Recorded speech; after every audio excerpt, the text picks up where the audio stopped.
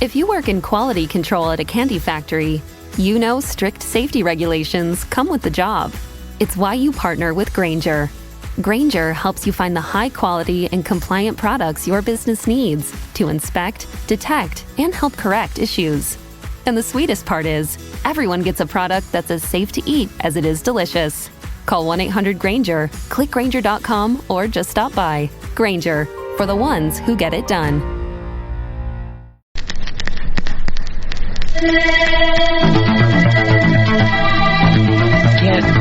Get ready for the Ochelli effect.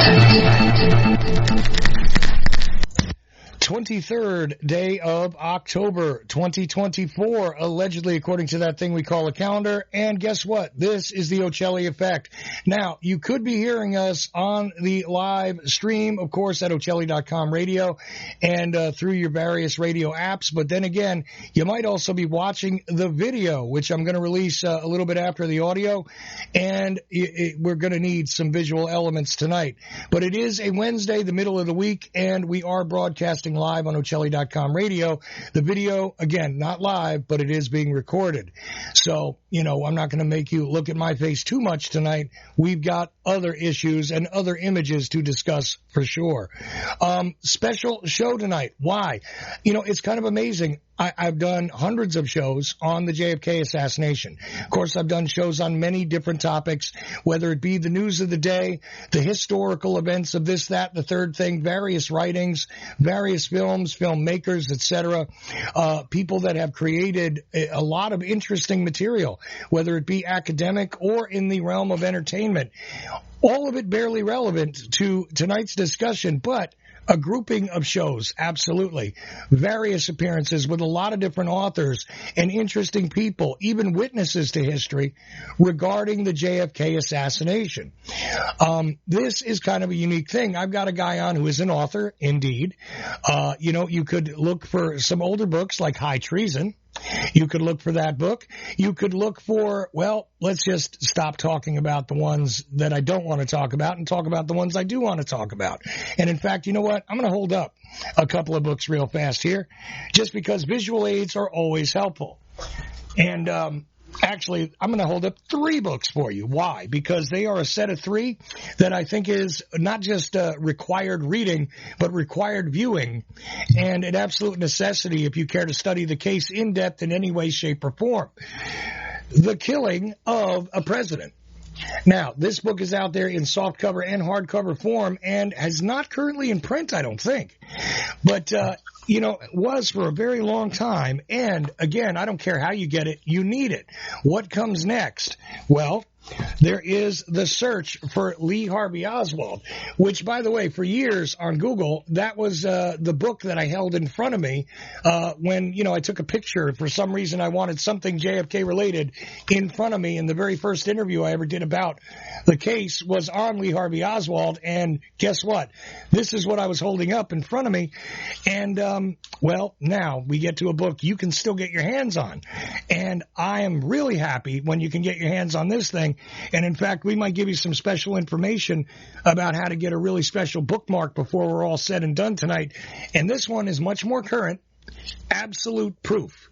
And you know what? Between these, the photographic information in them, even if you didn't know how to read, I got to tell you. And oh, by the way, the special bookmark looks a little something like this. It is a ticket from the Texas Theater from 1963, from a particular date, in fact, I think. But anyway, we'll let Bob tell you about that. Oops, I spoiled it.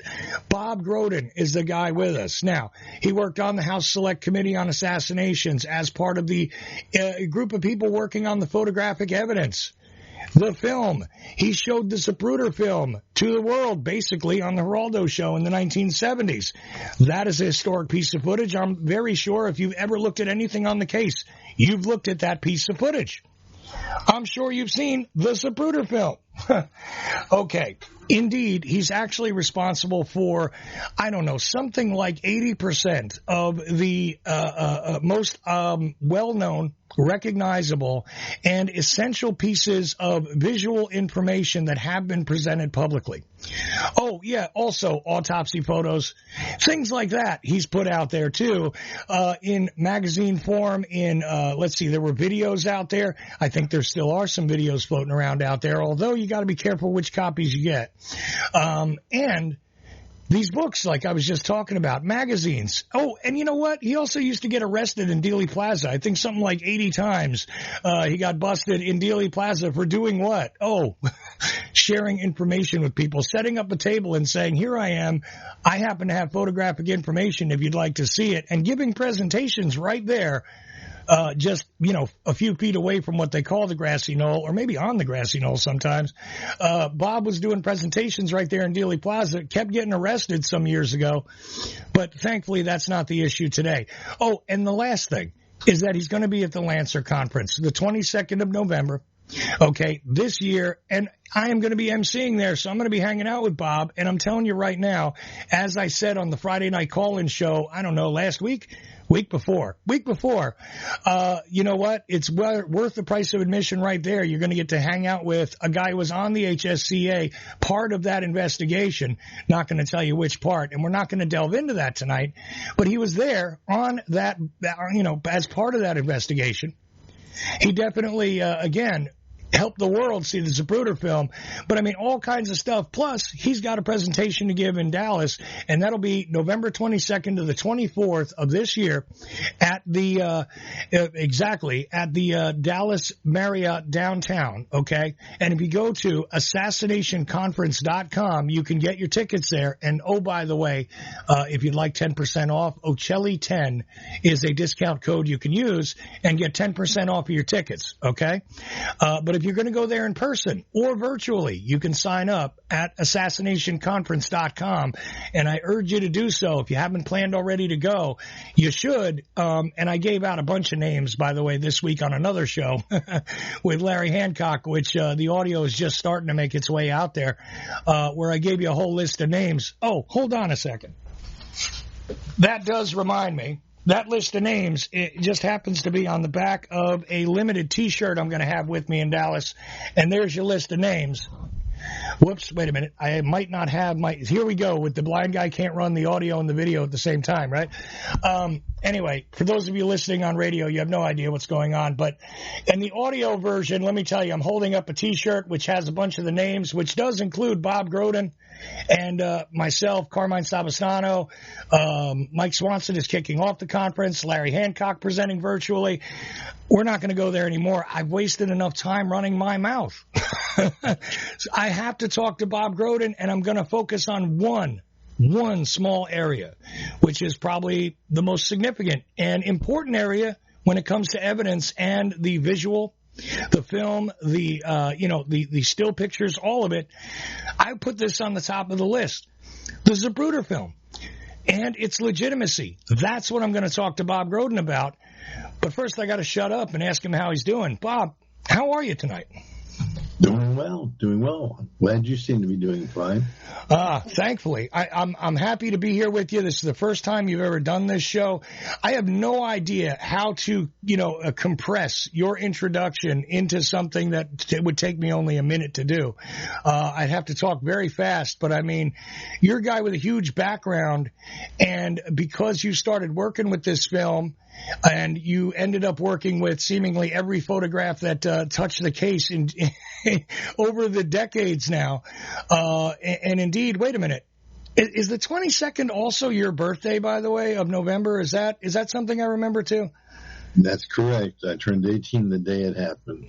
So, yeah. I was lucky. I was playing hooky from school that day. And home, I heard the first reports on TV, which changed very quickly.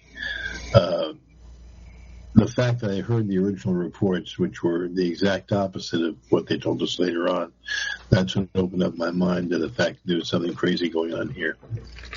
Wow. And there you go. So I'm actually going to see you on your birthday in Dallas this year, and an unfortunate one at that. Although, you know, the universe lines things up for a reason. We'll leave it at that, and, you know, everybody can discuss and figure out all of the ethereal concepts themselves. Let's talk about a little bit about you, though. I mean, how long had you been working with the Zapruder Film? What would you say are the key things in your background when it comes to JFK stuff anyway, that you would present? Just a few bullet points, because like I said, if I wanted to lay out a good biography, if I wanted to give a good introduction that covered everything with you, I'd be here for another half hour. So what do you think are the key points? Like Bob Groden, who is Bob Groden? Well, I'm a fellow who has worked with the photographic evidence for now 61 years.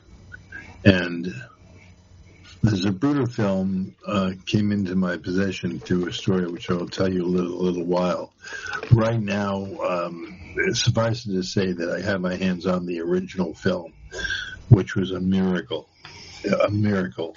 The researchers in the case have wanted to try to find the film and look at it for years and years. It wasn't until 12 years after the assassination that I was able to release the film to the public. I had it for several other years, but I didn't have the opportunity to reveal it to the public. I was too afraid to initially. I mean, here we have the single most important piece of evidence in the case, and I couldn't show it to anybody. I was afraid to. If somebody had found out, if the wrong person or people had found out, I would have been in a great deal of danger. So it worked out very well. Fate was on our side, and Geraldo Rivera found out that I had the film because I showed it at a conference in Boston, and he called me up and asked if I would be willing to show the film on his show. And I said, yeah, if you're willing to show it, I certainly am. And we got together in New York and we transferred the film onto videotape, and we just showed the film on Good Night America. There were three segments to the show. The first one was Raquel Welch, of all people. The second one was a fellow who was dealing with the Bermuda Triangle, and mine was the third. And that was the highest rating that Geraldo ever got, was the Zapruder Film segment. And he repeated it again, and that got even more. So the film itself is what got the case reopened. And that's a whole story, which I'll tell you in a little while. So that's certainly part of the story. And it's remarkable in that up to that point, right, outside of it being shown in the courtroom in New Orleans, right, because District Attorney Jim Garrison had subpoenaed the film and it was shown, there. And it had been seen in still versions. There was the still version that was printed in the Warren Commission, these black and white frames in one of the volumes. So you could actually look at the frames in black and white form. Really not that clear, but clearer than anything that, was out there, because there wasn't anything out there. And then after that, even, there was bootleg versions that traveled around, went to universities, but these things were terrible. I mean, I had my hands on one of those at one point, and, there was a lot of white involved in it. Seemed like a lot of missing elements. Other people have talked about the muddy elements of it. I remember looking at it, seeing it as almost transparent. When I actually held this thing and looked at the frames, it was like nothing. It was like a bad photocopy of a bad photocopy of a bad photocopy. But nonetheless, it allowed people to see the film a bit. And a few of those bootleg copies traveled around in the late 60s and all the way up until you put a very good version up on Good Night America. Is that not true? Well, yes, that's very true. What happened was when Jim Garrison subpoenaed the Zapruder Film for showing in the courtroom during the Clay Shaw trial, what they had was one that was purposely degraded. You could see the images, but you couldn't make out any detail. It was like visual mud. a copy was made of what he had and was bootlegged, which went around the country for years and years. But it was horrible. It's horrible. The copy that I showed at the Boston conference was almost pristine, but it could have been better than it was. What happened was that Geraldo's people wanted to slow it down so that they could, so that the eye could comprehend what it was seeing. And I offered to make them a slowed down version of it. They didn't want to bother with it. They didn't want to take the time. So it would have been a lot clearer if they'd have shown what I would have given them to to do. But it did the job. It got out there, and all in all, it did change the history of the case. That's what got the case reopened. Well, and that's the other thing, and I brought this up last night, actually, during a discussion where I said, look, you got to remember that there are often various events that come together to create a circumstance where something gets done. I talked about the ARRB, and everybody points to the Oliver Stone film. Oh, by the way, Bob makes an appearance in JFK, the movie. Just saying, he is in there briefly if you know where to find him, and I do. I'm not going to give it to you guys. Who knows? Maybe we'll use it as a trivia question and give something away around the time of the conference. Hint, hint. Anyhow, but here's the deal. You're showing the film, okay, a general outcry from the public based on other congressional investigations. The Citizens Committee, these things came together to cause enough of a ruckus that we end up with the House Select Committee, in my mind. Exactly. And you need all of those elements to come together. Okay, and in the 90s, not just the Oliver Stone film, but the long-standing campaign of Release the Files was definitely a pressure campaign that was going on. And I was living in New Jersey at the time, so I was very familiar with a guy named Bill Kelly and a few others who were actively involved in that. But there were people nationally, and here comes Geraldo again in that case too, by the way. He had various people out there that were advocating for Release the Files. But it took that pressure, the public's outcry from the JFK film, and a few other things to snowball. It's usually not just the one event, no matter what people point to. So I would say, Bob, that in effect, you even had a resonant effect in creating the HSCA in the first place, which you ended up then participating in. Well, you hit the nail on the head. It's exactly what happened. When I showed the film on Goodnight America, a lot of people saw it for the first time. And what happened is a lot of people from Congress saw it, specifically the Virginia congressional delegation. Mm-hmm. They contacted me, specifically Congressman Thomas Downing of Virginia, and he asked me to come to Washington to the House of Representatives and show my evidence, not just the Zapruder film. The Zapruder film, the Nix film, the Muchmore film, and a few others as well, and my entire slide presentation, which took about 2 hours. And I showed them to the House of Representatives, and to my absolute amazement, Congressman Downing introduced legislation to reopen the case. It took a long time, it took about 2 years to do it, but eventually it did get open, and there was a second investigation, the first being the Warren Commission. The House Select Committee on Assassinations went into far more detail. Congressman Downing had me, he asked me if I would be the technical consultant for the photographic evidence for the committee, and I was for its full lifetime. We got to do a lot of work, and the showing of the Zapruder film on Goodnight America made more change to the issues of the assassination than anything else. Mm-hmm. I'm very, very proud of that.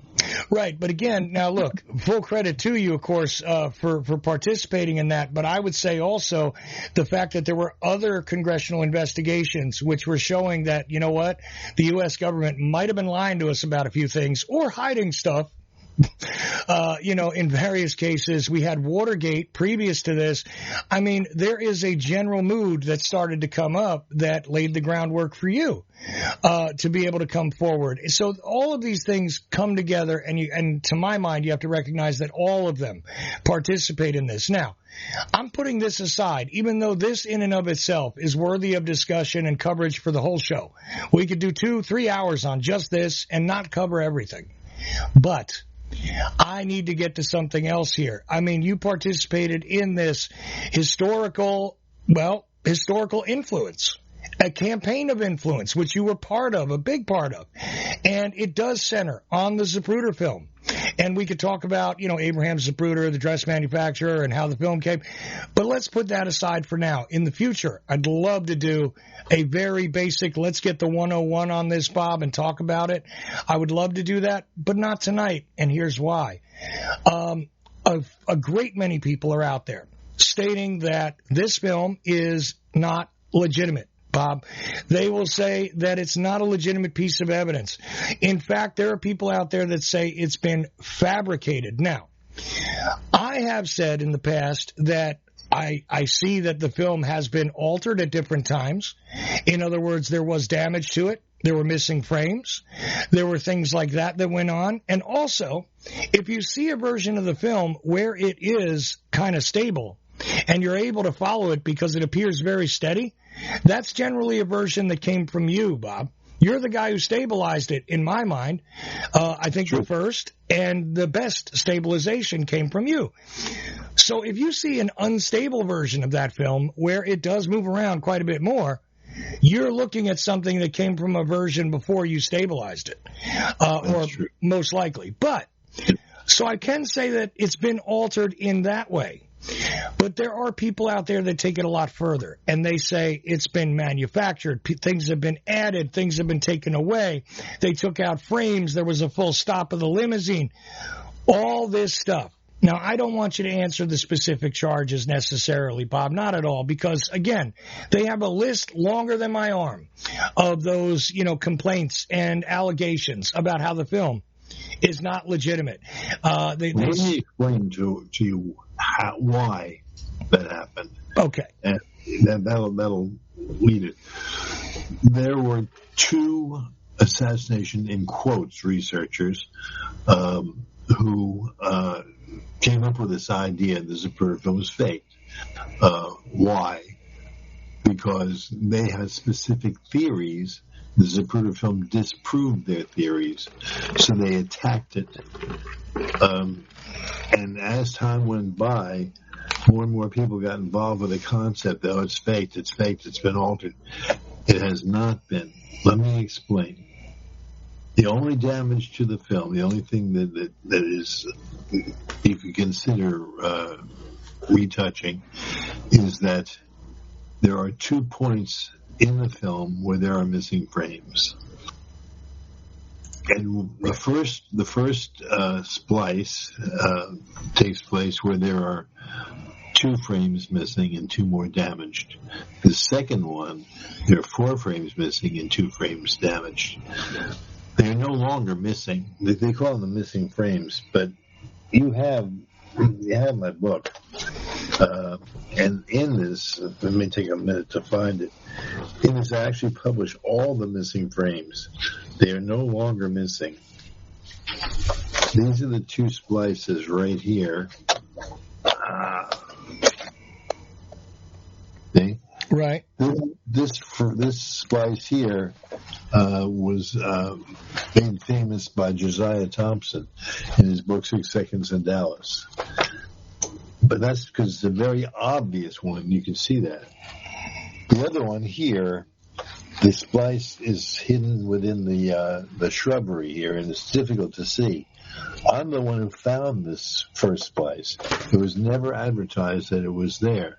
Mm-hmm. And when I was working on the film earlier on, I had the original film in my hand, the actual camera original. And as I was running it through my hand, like this, I felt the splice, the physical splice in my hand, and that's when I discovered it.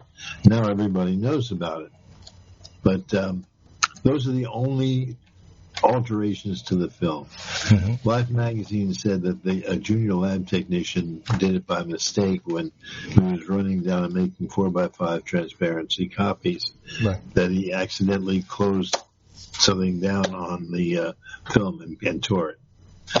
Well, I find it difficult to believe that they pay $250,000 for a 21-second film and put it in the hands of somebody who didn't know what they were doing. And they've never released the name of the man who did it. Right. But the point is this. There are specific issues that have to be faced for some of the theories that other people have come up with. And it just got carried away. The Kennedy assassination is the biggest conspiracy in the history of the world. That's not enough for some people. They have to add additional co-conspiracies along with it. And they just enjoy the fact of saying that the Zapruder film was faked. The Zapruder film is the single most important piece of evidence in the entire case. When they attack it, they're attacking the single most important thing that we've got.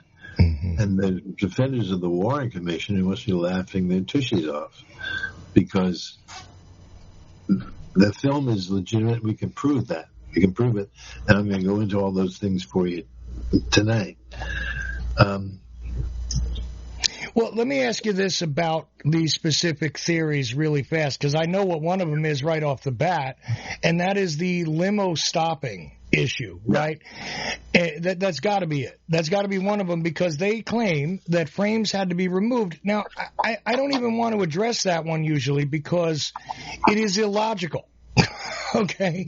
If you remove frames from a film like they claim, well, they must have removed a bunch of frames, it speeds up the film. It makes things go even faster to a degree that I think these people don't understand what happens if you were to do something like that. And this idea that they have to force in this limo stop is because of eyewitnesses. Now, I realize why the eyewitnesses are saying what they're saying. I understand it. And it does have to do with the malleable nature of memory. And, I mean, even the fact that Bill Newman was so close to the assassination, and for about 25 years, the man stated that he thought Kennedy literally stood up in his seat. Okay? And he was there. His ear was shot up. Yeah, and that his ear was shot. Yeah, right. And you know, this didn't happen. And he didn't realize that until he viewed the Zapruder film in the 1980s, which was kind of crazy. He hadn't seen it on Geraldo's show with you. He hadn't seen it previously, and he was still stating at that time in the 1980s, you know, over 20 years later, he stood up in his seat. Now, that's not what he saw. That's what he interpreted. And there is a problem. Other people did the same thing with this limo stop, Bob. And that's one of the major things. As you bring up an extremely important point at this stage, and that is the car did not stop. It didn't. This is a drawing of the entire motorcade. Well, not most of it anyway. There's the president's car right here. And people that are right behind it are in line with it. The president's driver, Bill Greer, put his foot on the brakes and slowed down. He was stopping, but he didn't stop. And as he did that, people from behind that were behind saw the lights come on, and the cars in the back actually did stop.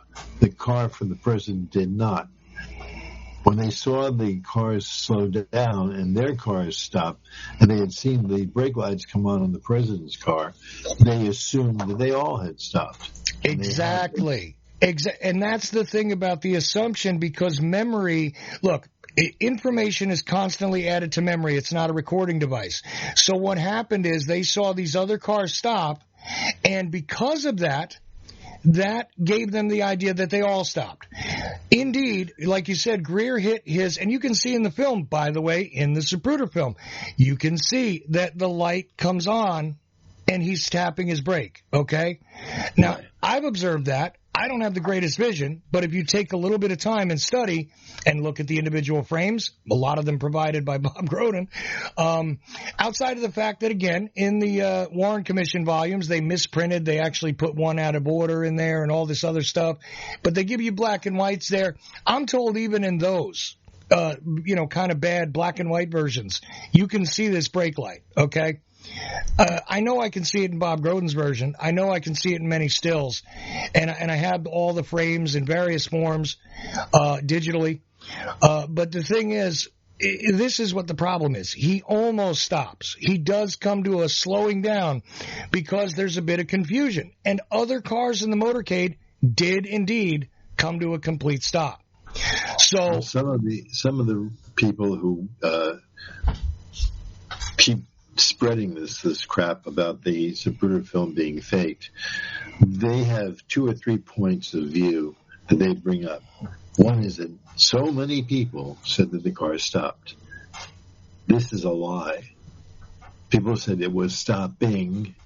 Only 2 people said it actually stopped, and they were not really in a position to really tell. So they held all that. They bring it up all the time. The film's got to be fake because it doesn't show the car stopping. Mm-hmm. The Zapruder film, the Nix film, the Muchmore film, the Bronson film, all of them show the car. During the moment of the headshot, all of this stuff, the car never stops. And by the way, the people who say the film is faked and they cut out sections, they're saying it because it backs their theories.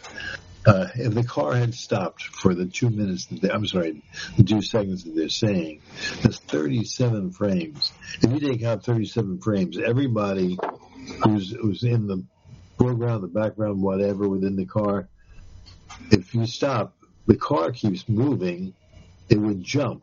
The people would jump because a film is 18 frames per second. If you cut out 37 frames, that's 2 seconds. It will jump. People are moving around. There are people within the car. It's ridiculous. A full second. Even if you removed 1 full second, Bob, you have people that are going to reach up and scratch their, neck. You have people that are reaching into their pockets, people that are waving, and all of that stuff would jump all over the place. And what is their answer? Well, they took the crowd out separately and pasted it back in. I mean, my point about this is actually that the further you go down that rabbit hole, the more elaborate the solution has to become. You have to remove the crowd, paste it in separately. They say, look, see, the crowd doesn't even really move. They say, because it's been pasted in artificially, and all these different things. But it just doesn't make logical sense. You'd have to reconstruct this thing in whole in order to get that effect. It's not a matter of removing frames. And indeed, if I were trying to create a slowing effect or a stopping effect for the car, I don't know, Bob, I would think you would want to add frames in. I'm just saying. And one of the points is that they don't even tell you where they think it was done. No. They just say it was done. You can't find it. You can see it if it happened anywhere within the film. Exactly. So Bob, let's move on. Yeah, go ahead. One other thing they're saying, the other major thing they're saying is that they say the film was cut because you can't see the president's car come on to Elm Street in Houston, up in this area right here. Right. Now, the thing is this. Abraham Zapruder's camera, like this, it's a manually held camera. It's not like a video thing whereby it's constantly going because it's battery operated. The Zapruder camera, which is just like this, in order to run it, you have to wind it up. You have to use the crank here to wind it up. And as you do that, and you want to film, you hit the shutter release, right, like so. There you go. And it winds down. As it winds down, it makes noise. You can hear the difference as it slows down. Right. Zapruder had been filming for quite a bit before the president even got there.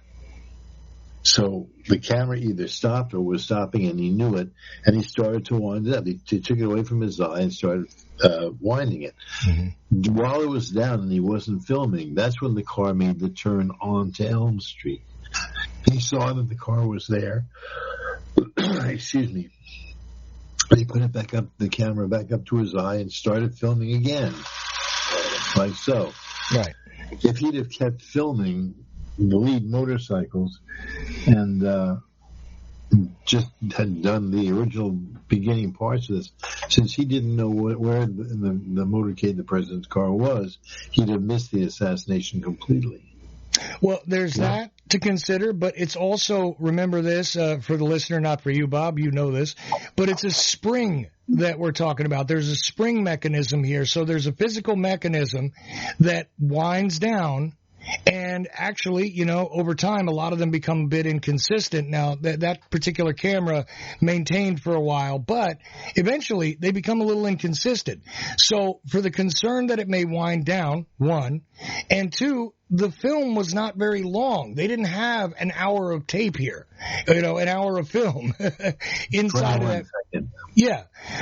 So there was only a short amount. So he was trying to make sure that he actually captured, again, not looking to capture the assassination because who knew that was going to happen. But again, that's another argument people make. We're not going there. But if you don't know the assassination's happening, but you want to capture the president on film, he's not here yet. Let me wind it back up, make sure I'm ready, and here we go. So he was waiting to make sure that the president would be in his field of vision. And when he was, it starts again, which is why the president suddenly appears in the film. It's just that simple. Okay. You're right. But, yeah, go ahead. Continue on, though, please. There's a whole bunch of other things, too. A lot of the stuff that Janet and I have been working with, and Janet discovered all this. Janet's my wonderful wife, by the way. This is a way of showing 8mm film is like this. Mm-hmm. When it's shot within a camera such as Zapruder's, it's actually 16mm wide. It's called 8x8. You shoot one side, you turn the film over, and then you shoot the other side. So it's 16mm wide. Okay. Why is this important? Because a fellow named Dino Brugioni, who worked for NPIC, a national photographic interpretation company, he had to, when he said they brought the original Zapruder film to him that night for analysis, he had to go out and buy a 8mm projector to show it. This is important. The Zapruder film itself, the original film, which was in fact 8x8. I can find it here.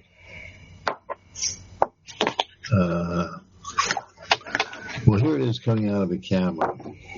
That's what it looks like. It's 16mm wide, and it gets slit when it's processed. Okay. Right. The original film itself would look like this, and it could not be. This is it. This is actually from a copy of this Zapruder film that was made before the film was slit. Right. Now this is home movie stuff on this side. This is the assassination. Right. Now this shows you, just to help you out with this, Bob, here, just for the listeners' edification. Look, it's real simple. It runs 16mm altogether, but only exposes half of that 16mm. While that's being recorded, it goes from one spool to another. And when that happens, it runs all the way out. You take the now newly filled spool and reverse position with the now empty spool in the camera, which when you turn it over means now you're going to expose the other half of the 16mm film coming back through. Now, Bob just showed you visually what that looks like, okay, but just in your mind, think about this. So it is essentially a way to record over the same 16mm twice, but you're only using half of the film. Half the first time, flip it over, half the second time.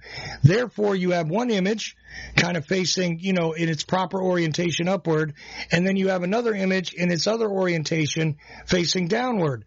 That is the way it would look if it was an unslit copy. And this is the way the film gets printed. They print it in 16 millimeter form. And there it is. It's both of them together, which you can run through, to my understanding, you can run through certain projectors, but it looks terrible because you have this confusing double-sided thing going on. But then what they do is they slit it in half, leaving only one side of sprockets, and then you take it and flip over the other piece and literally tape it together. So that now you have doubled the length of the film.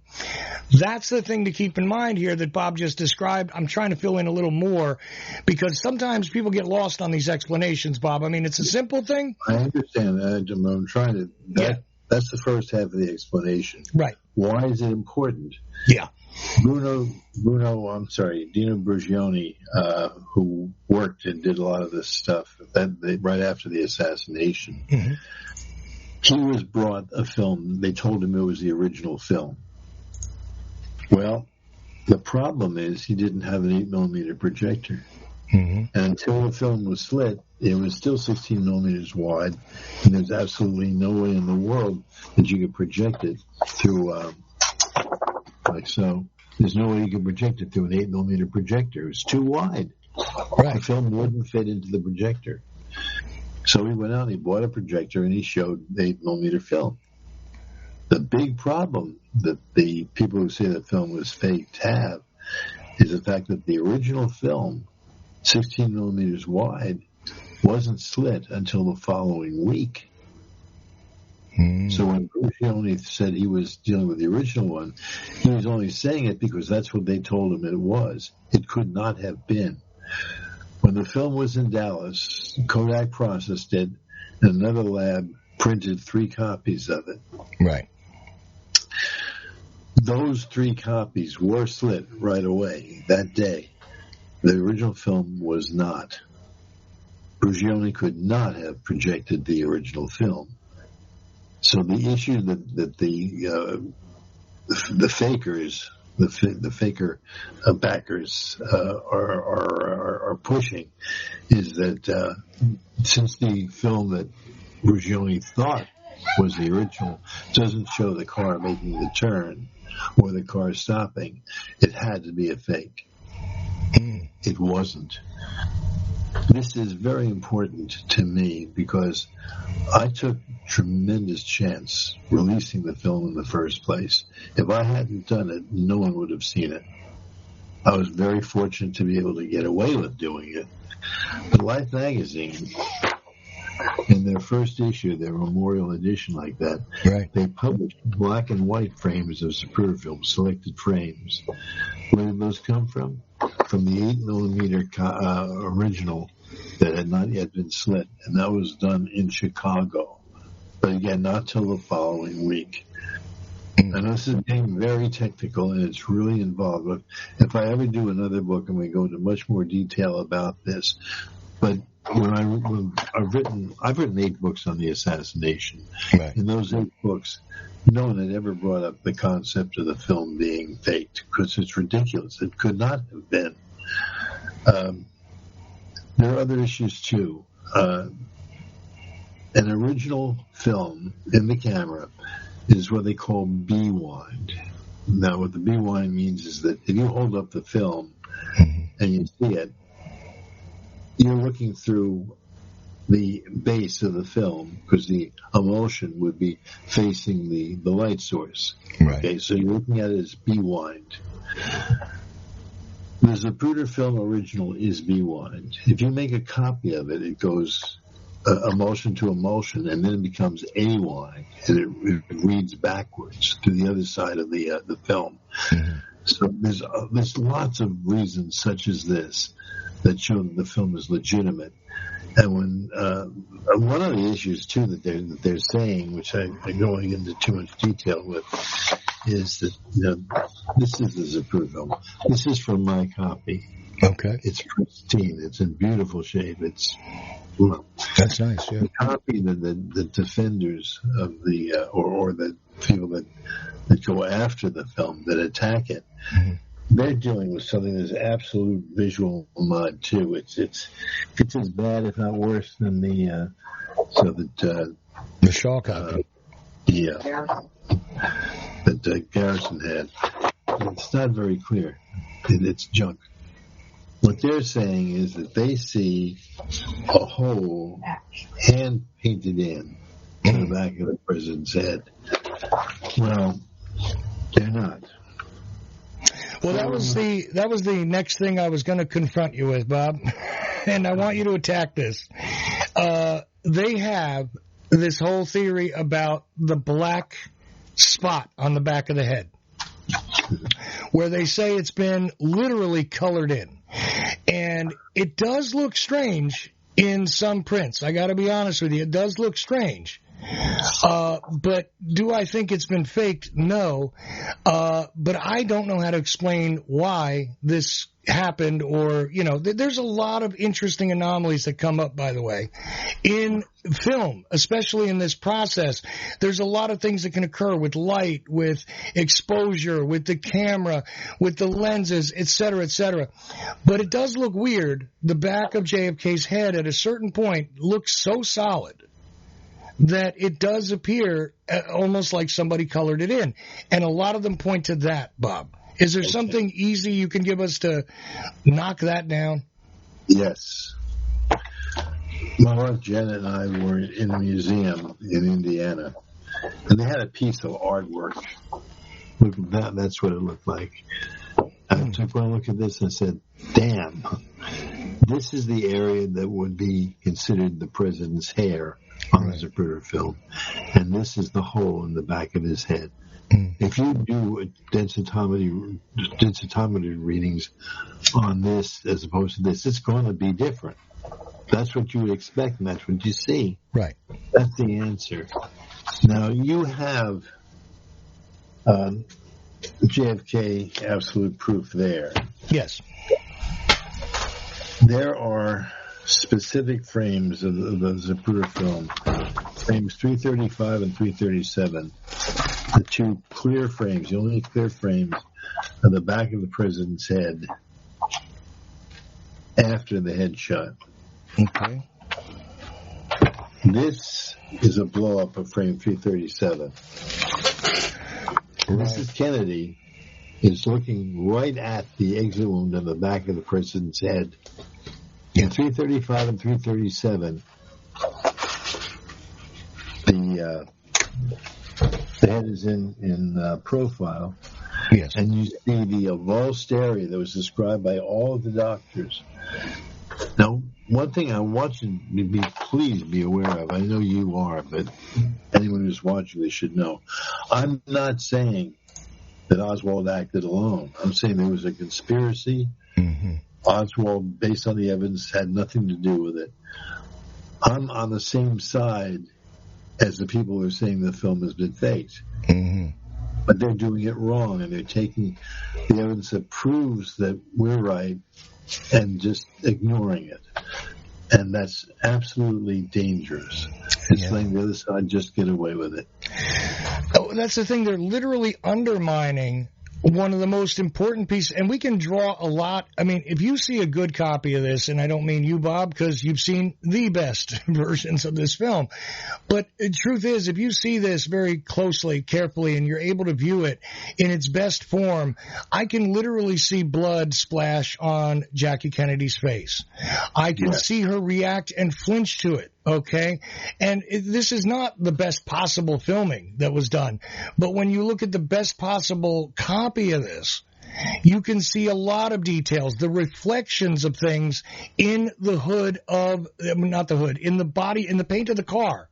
You can see things on the rear trunk of the car that are reflections, okay? There's a lot of detail that can be seen if you see a good copy of this. Well, Jackie climbs out in the trunk of the car and picks up a piece of the skull. Right. That you can clearly see. Once again, the copies that I have were made directly from the original, and they're flawless, just flawless. The stuff that they're looking at is like multi-generation. Exactly. There's a technique they call it 4K, which means it deals with the amount of of resolution within a frame. Mm-hmm. They got a garbage copy of the film, and they got a 4K copy of garbage. Right. And that's what they're dealing with. And it's ridiculous. I have, we spoke before about my DVDs before we started doing all this. These are 2 DVDs which I have.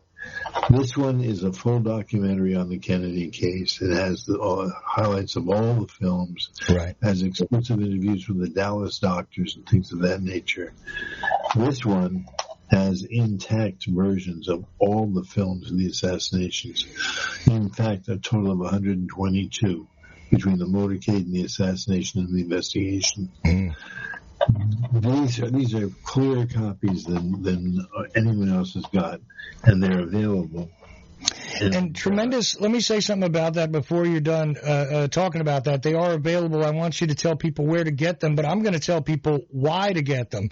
And here's the thing. It's not just that the headshot and the events of the murder are memorialized in the Zapruder film.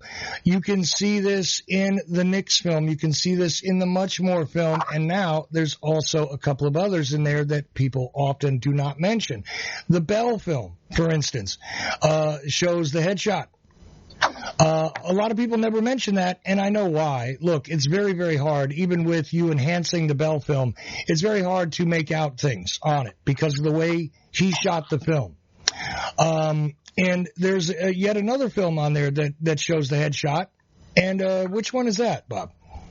Well, the Nix film shows it. You're right, Nix, Much More. The opposite side of the street, Zapruder. Oh, jeez.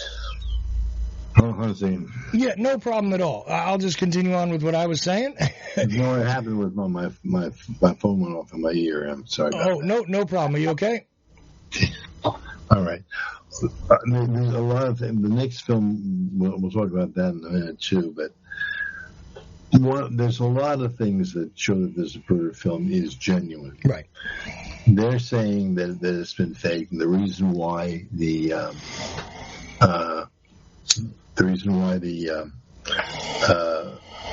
film had to be spliced at the point where the car begins after the turn. Well, there is something that happens in film that doesn't happen in videotape. That's called flash frame. Uh-huh. You had mentioned before that there's a spring tension on the Zapruder camera. Mm-hmm. When you start filming, it takes a fraction of a second to get up to running speed. So the first frame is given more light, and it clears. It's called a flash frame. This is a section of the A side of the Zapruder film. Mm-hmm. This is a regular exposure. This is the first frame. You see how much brighter it is? Mm-hmm. And that's because it actually travels through the gates slightly slower, therefore has a greater amount of exposure to light. Is that correct? There you go. Mm-hmm. So the point of the matter is that same type of flash frame occurs at the first frame when the car comes into view. Indeed it does. Filming. That's just one more piece of evidence that's genuine, that's legitimate. Right. There is, when you see the Zapruder film, the way I present it within the book, you're getting to see more detail. Yeah. There's more detail. Mm-hmm. And Ray, let me call you. I'm doing a radio show right now. Live. This is what happens when we record live, folks. I'll call you right back in a little while, okay? I just sent them a text. Oh, thank you. All right. No problem, Bob. Go ahead. Continue. Sorry. I apologize. I forgot where I even was. Well, you were explaining after the flash frame, right, that's present. And then you were going to explain something else after that, the legitimacy past the flash frame, which is shown right after the turn, which reveals to you that this was obviously the start of the film once again with the spring and all of that. You would not have the flash frame if, in fact, it had been an edited duplicate with an area cut out there. The flash frame is the key. Most people don't even know that flash frames even exist. But I've been in the motion picture industry doing this kind of stuff for 35, 40 years now. Mm-hmm. And I know what to look for. The point of the matter is that I can't explain the emotional reasons why people feel they have to attack the film. There's only actually about a half a dozen of them, but we've got one character who's insisting the film is faked, who says he knows it's fake because you only see one Secret Service agent jump on the back of the car, on the truck. There only was one, until this guy, for some reason, believes that there were two of them back there, and they edited it out to cut the other guy off the trunk of the car. Why? Only heaven knows. If you were going to fake the film, and you can see this very clearly in the book, you're going to cut out any part of the film that challenges the official fiction. If you're going to do it, you're going to cut out the frames that show the back of the head at 335 and 337. The doctors all said that the head wound in the back of the president's head was a rust outwards. It was just, the skull was out, the head part of the head looked like a volcano. You see that in the Zapruder film. They would have cut those things out. They cut out the fact that the president was thrown to the rear when he was hit in the head, showing that the shot came from the front.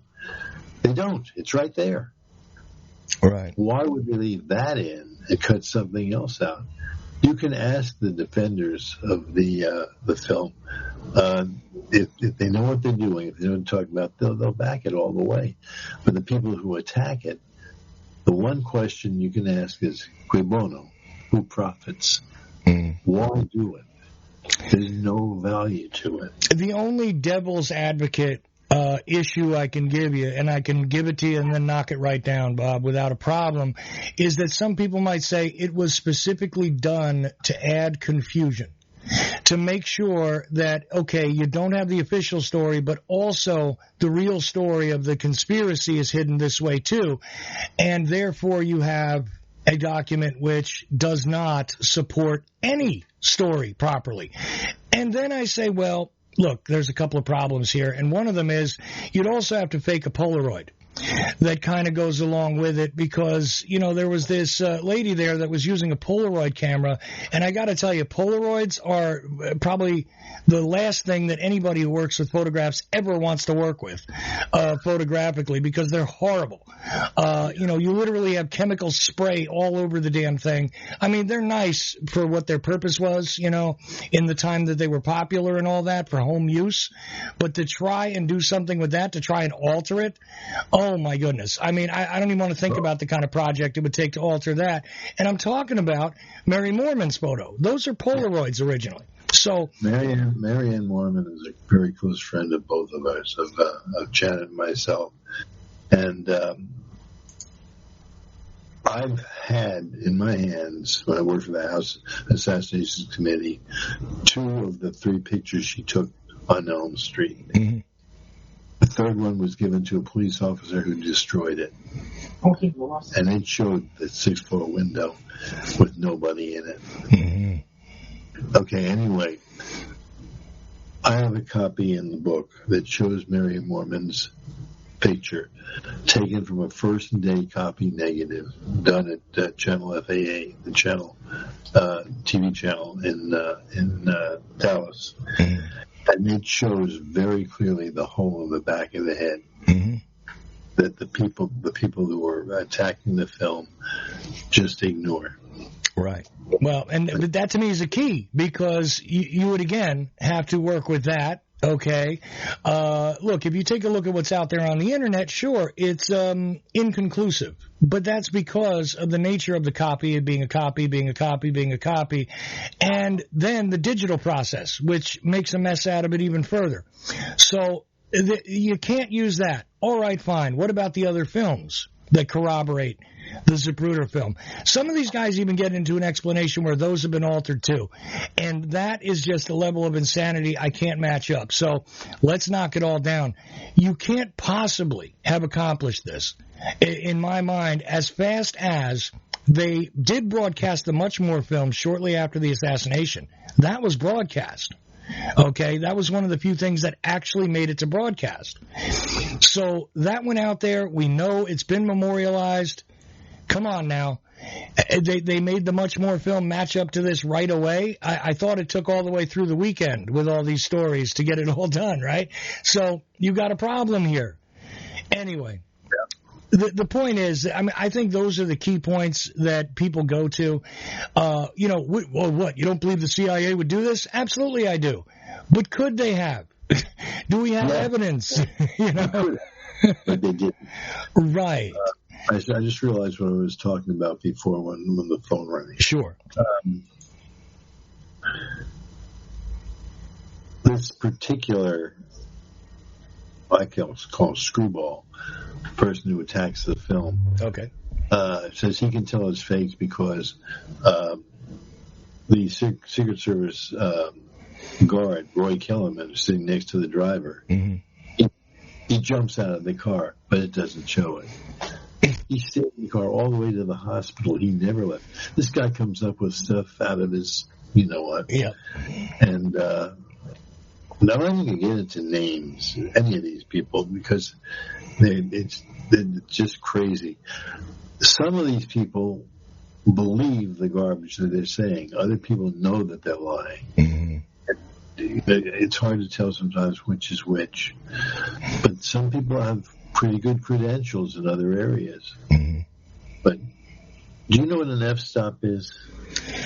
I would love for you to explain it best. I've read about it, and, I have a basic idea, but I would love for you to explain it because you bring it up on almost every interview. I love it. You always say, they don't know an F-stop from a bus stop.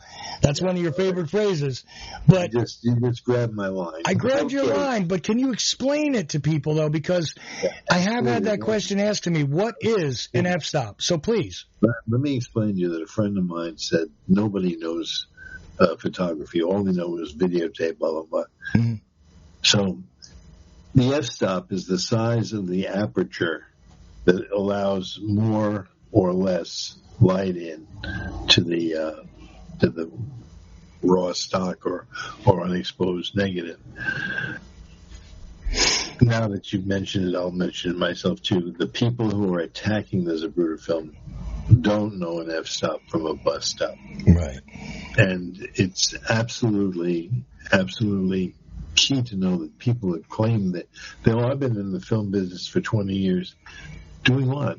Working in the office, filling out paperwork. They don't know the techniques. They don't know what to look for.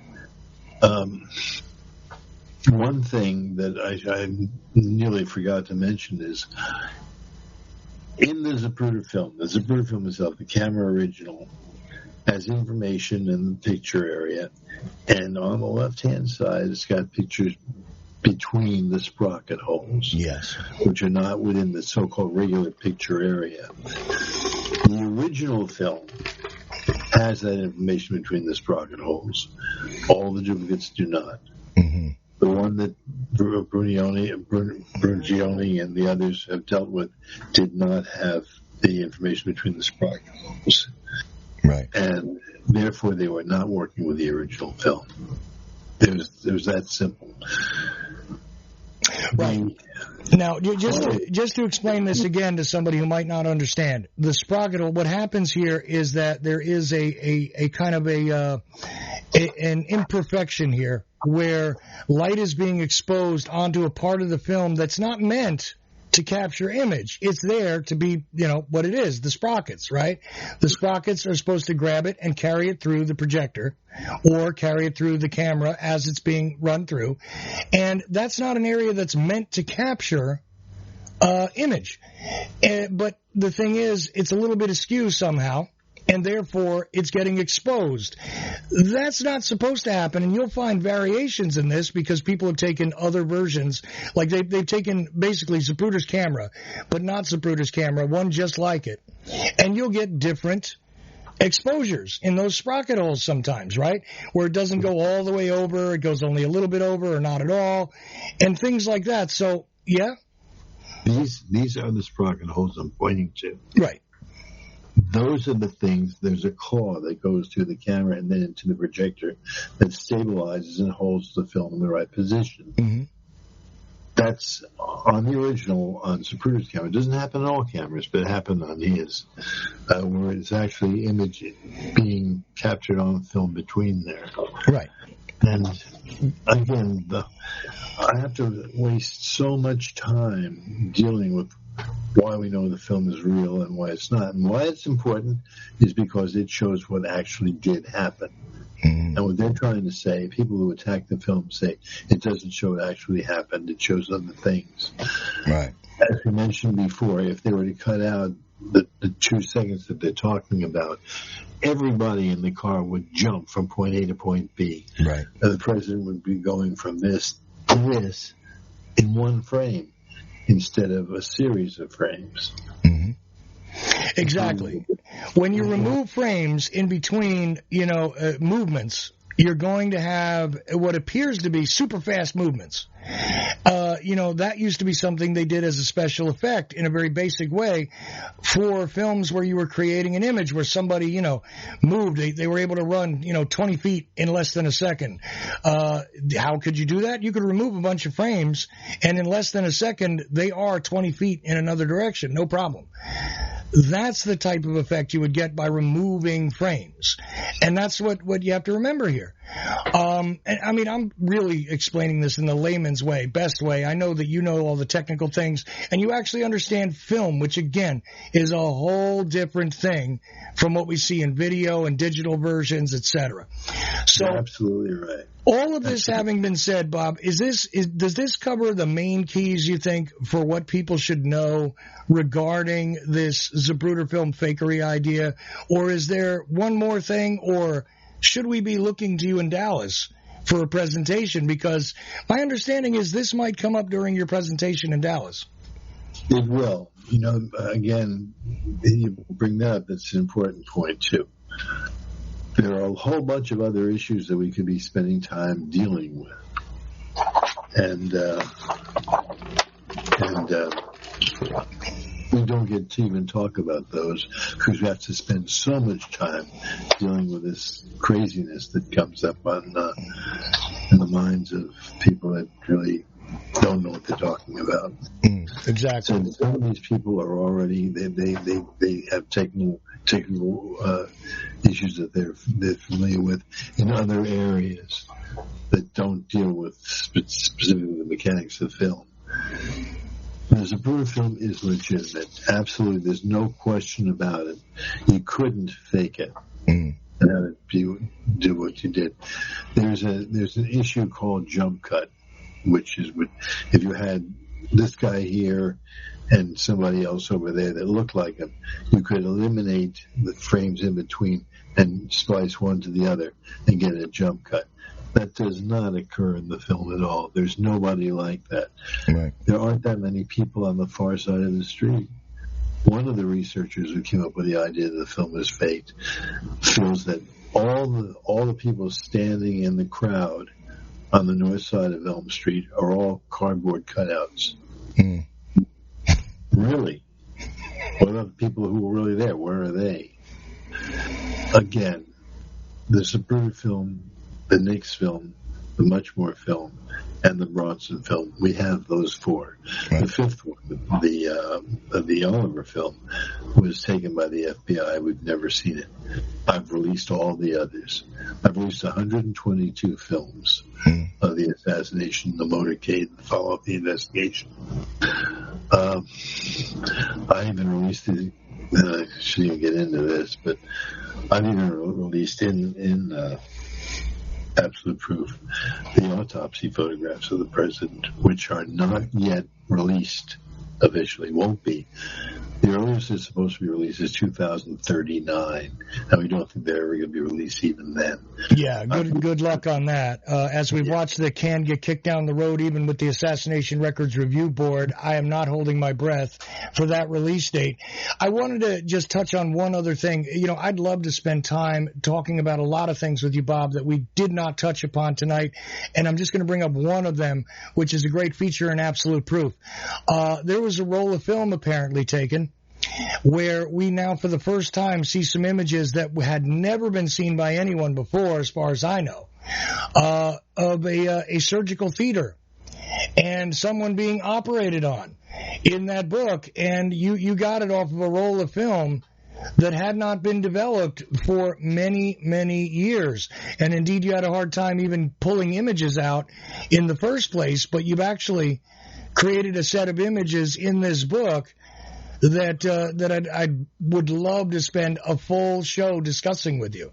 What is it we see in here? What's going on? Maybe you could give people a hint and another good reason why it's an expensive book, but it's expensive because it's very expensive to print high-quality copies of photographs, my friends. And that's what you have, is high-quality photographs throughout this book. And, Bob will tell you how many. And, of course, he's got the other two big books, which released plenty of photos before this. But this is one of the very unique things in the book Absolute Proof. Would you mind just telling people what that is or a little bit about it? In The Killing of a President and the Search for Lee Harvey Oswald, and before that, High Treason and the Killing of... I've written 8 books on the case. Absolute Proof is the only one that's still really available. I was the first non-authorized person initially to see the Zapruder. The autopsy photographs. Right. I've seen and handheld the originals in the National Archives. There were originally 152 pictures. There's only 15 of them left. I published them all in the book. There is one photograph that's not supposed to exist. I think this is what you're talking about. It's a black and white, the size of film is called 120. It's a 120 piece of film. And there's a series of images on that. They're all pretty much the same image, but they start underexposed. Instead of getting brighter and brighter, they get worse and worse until you can't even see anything.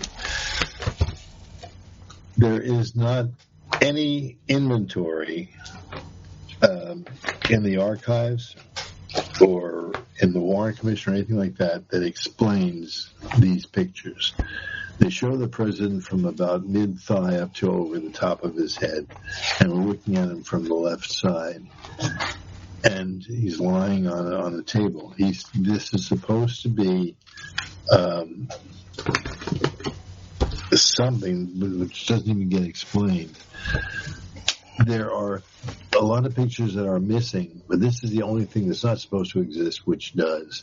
I have no way of explaining how or why, but I publish all the pictures that I could, including the autopsy pictures. I felt it was important to see it because when you see the condition of the president's head and compare it to what the government said, it's completely different.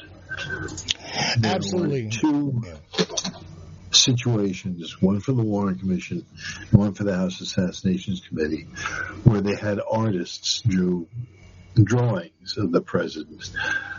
The first was done for the Warren Commission by a fellow named Skip Rydberg. And Mr. Rydberg was not allowed to see the president's body, was not allowed to see the autopsy photographs. They just told him what to put there. The second was for the House Assassinations Committee. They hired an artist. Her name was Ida Dox Maloney. The official name she uses professionally is just Ida Dox. Mm-hmm. Janet came across a saying. So she left something in a report. Sweetie? When she was asked about the drawings, she said that she made the drawings to illustrate the conclusions of the medical panel. Not what they actually showed. You need to repeat that. Yeah. Well, I can't do it as well as you just did. Were you able to hear that, Chuck? Oh, no, I heard it. Yes, absolutely. The conclusions of the medical panel, not... That's what they illustrated. Yeah, that's what was illustrated, yes.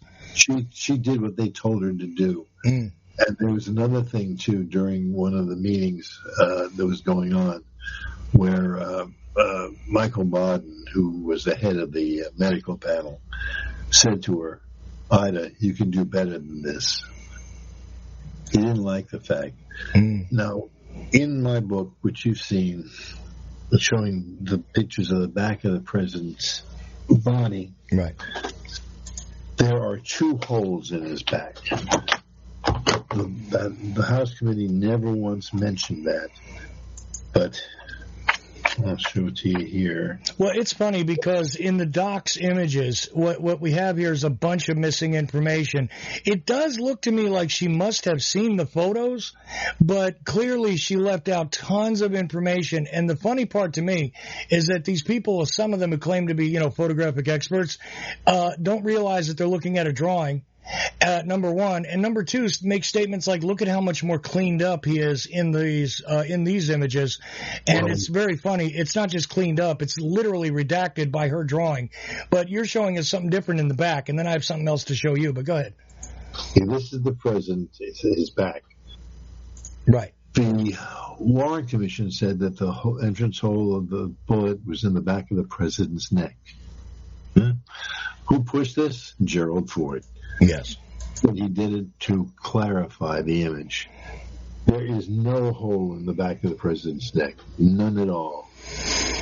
There are 2 holes in his back. The entrance wound from the depository or somewhere from behind, and the exit wound from the throat wound, right next to each other.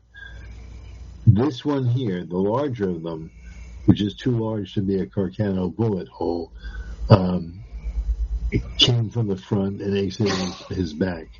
Just below that is the entrance wound with a,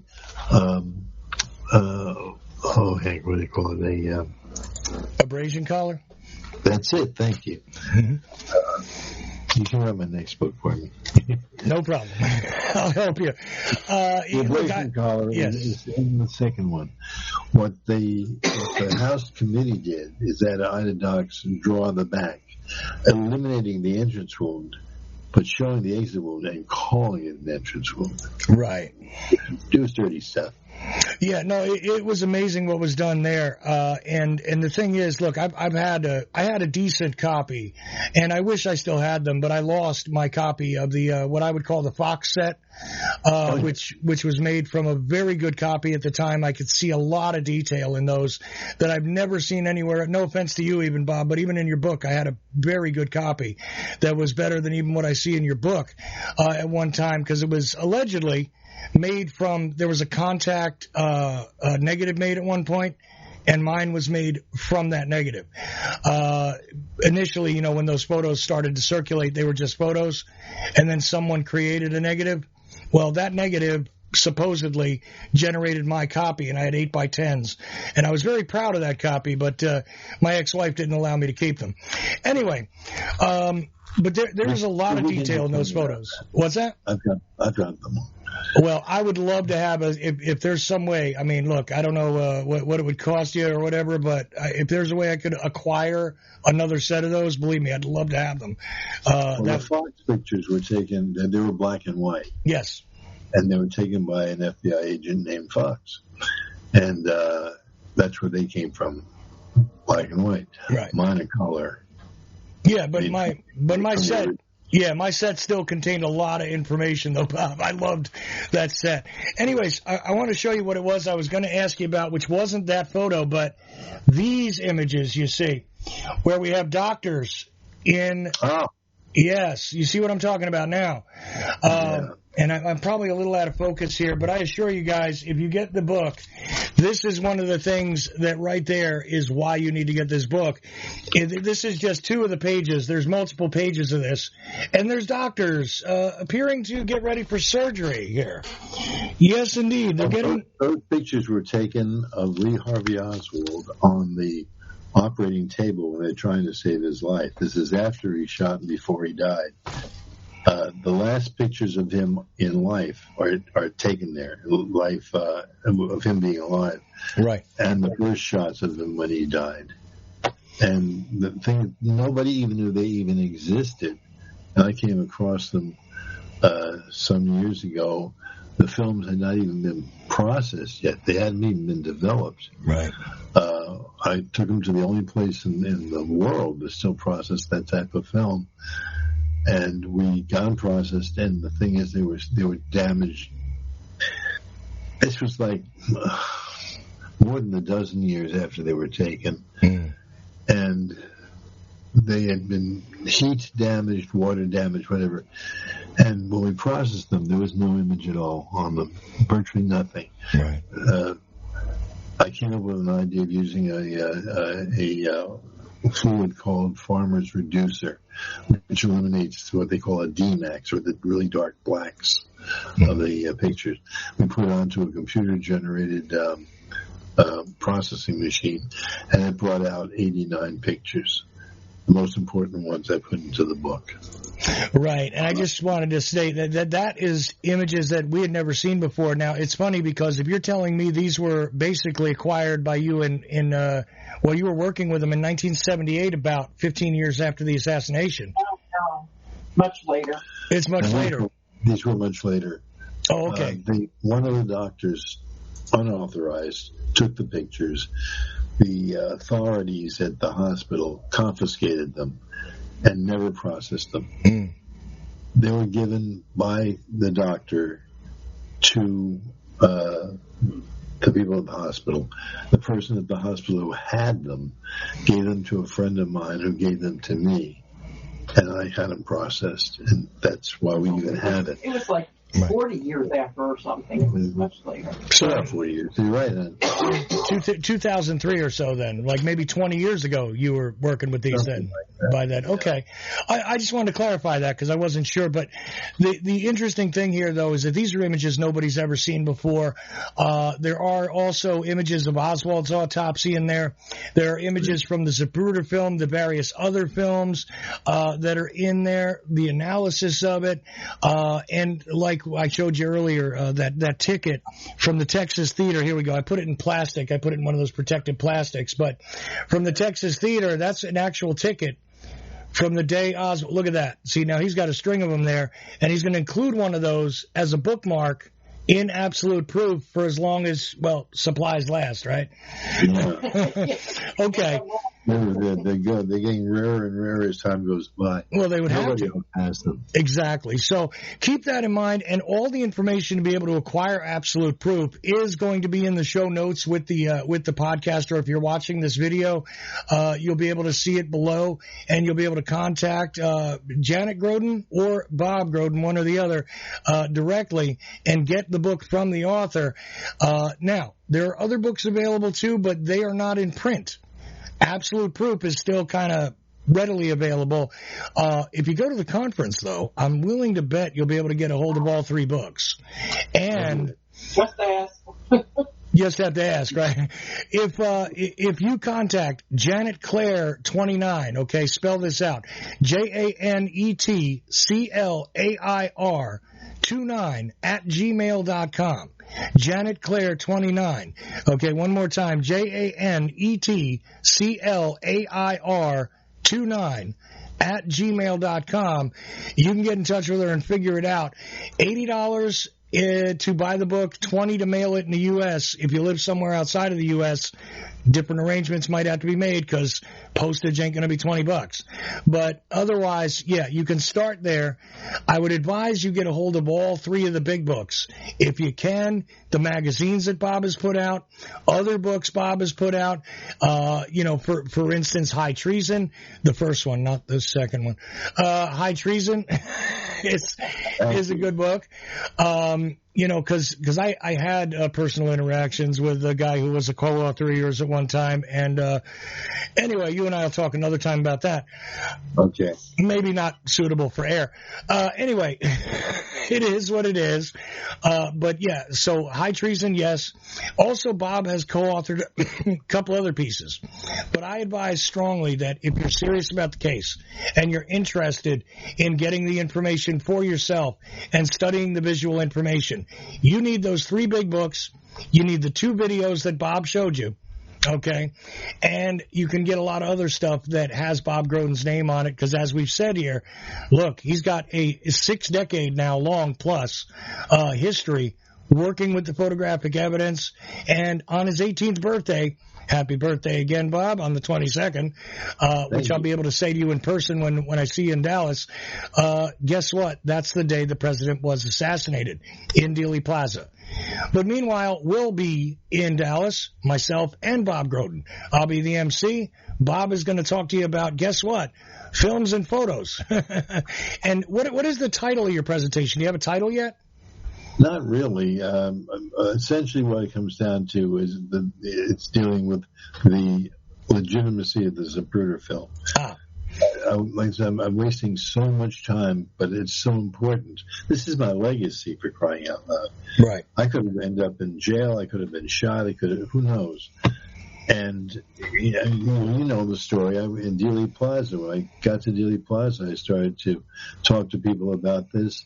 The city of Dallas ticketed me 84 times. Oh, I had my number wrong. Jail twice because they didn't want this information out. Let me give one last description on the book, if I can. Sure. The book has got 1,000 pictures in it, literally 1,000 pictures. About 700 of them have never been released before. The entire book is on acid-free semi-gloss paper, so it'll never fade, never yellow. I'm very, very proud of it. Of the 8 books I've written, this is as good as all the others put together. Thank you. Absolutely. But look, I'm telling you guys now, I don't care if you find it used, if you pick it up from Bob directly, I strongly advise you to get the other 2 as well. They are a 3-volume compendium of the best photographic evidence that you're going to get your hot little hands on without having to go out and chase things down for about 30 years, okay? I'm just telling you, that's what it would take you probably to assemble these things yourself if you were to go and get decent copies of various things. I mean, I have a hell of a time even getting press photos at this point, right? But we've been through all that before on the show. I'm extremely happy. Thank you, Bob Groden, for, taking, now we took more than an hour, I'm sorry, but we can't compress this into an hour, to be honest with you.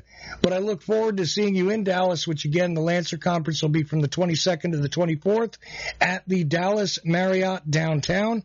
Okay, so you'll be able to attend there. And if you go to ASSASSINATIONConference.com and use the discount code Ochelli10, you'll get 10% off of your ticket. Also, student prices are available. I advise you to go there in person, but if you can't, you can attend virtually, and Bob Groden is definitely worth the price of admission all by himself. So with that all having been said, I'm done for tonight. We didn't take commercials or anything, but hey, what are you going to do? It is what it is, and I'm glad that you could join me. I'm merely Ochelli. All of you are indeed the effect. Robert Groden was my guest, and look down below, either in the video or in the podcast description, to follow through and get yourself a copy of Absolute Proof or anything else you can by contacting Bob Groden and following up on the photographic evidence in the JFK assassination. Thank you, Chuck, for everything. I look forward to it.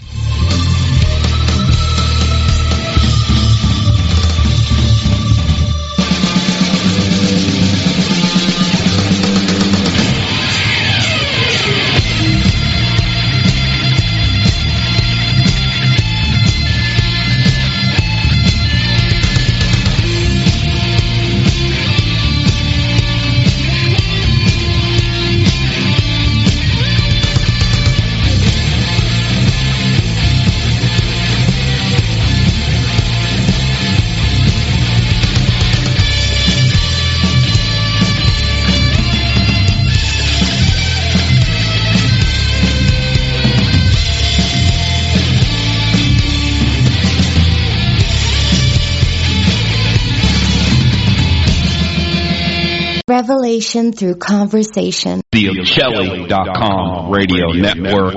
Ochelli.com. The War State by Michael Swanson explains the great national transformation that took place and put the Kennedy presidency in the context of the times and reveals never before published information about the Cuban Missile Crisis. President Kennedy would not have been assassinated if he had been president 200 years ago. His assassination took place in the context of the Cold War and the rise of the national security state. Before World War II, the United States was a continental republic.